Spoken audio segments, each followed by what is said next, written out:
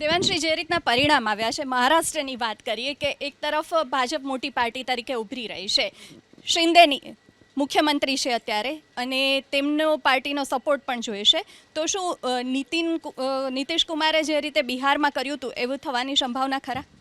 હું એટલે નથી જોઈ રહી કેમ કે ભારતીય જનતા પાર્ટી એકલા હાથે ખાસી બધી સીટો લાવી લીધી છે અને બાકીના બધા ભેગા થાય તો એ બહુ જ આમ ભેગા થઈને ખીચડી સરકાર પણ બનાવી શકે આરામથી એવી સ્થિતિમાં નથી. એટલે રિઝલ્ટ્સ બહુ જ વન સાઇડેડ આવ્યા છે અને જે ભારતીય જનતા પાર્ટી માટે એક્સપેક્ટેડ, બાકી મોટાભાગના લોકો માટે અનએક્સપેક્ટેડ, કેમ કે બધા હંગ એસેમ્બલી બતાવતા હતા.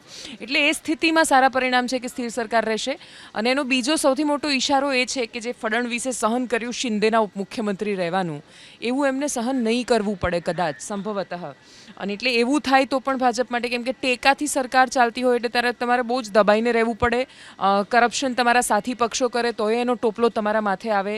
એટલે અજીત પવાર કે પછી શિંદેના જે ટોણા સતત ભાજપે સાંભળવા પડતા હતા. કમ્પેરેટિવલી ફડણવીસ બહુ બેટર ચહેરો હતા અને છતાંય એમણે ડેપ્યુટી સીએમ રહેવું પડ્યું હતું. તો કદાચ ભારતીય જનતા પાર્ટી એમાંથી મુક્ત થશે એવું લાગી રહ્યું છે. નીતિશ કુમારવાળી મહારાષ્ટ્રમાં હવે નહીં થાય.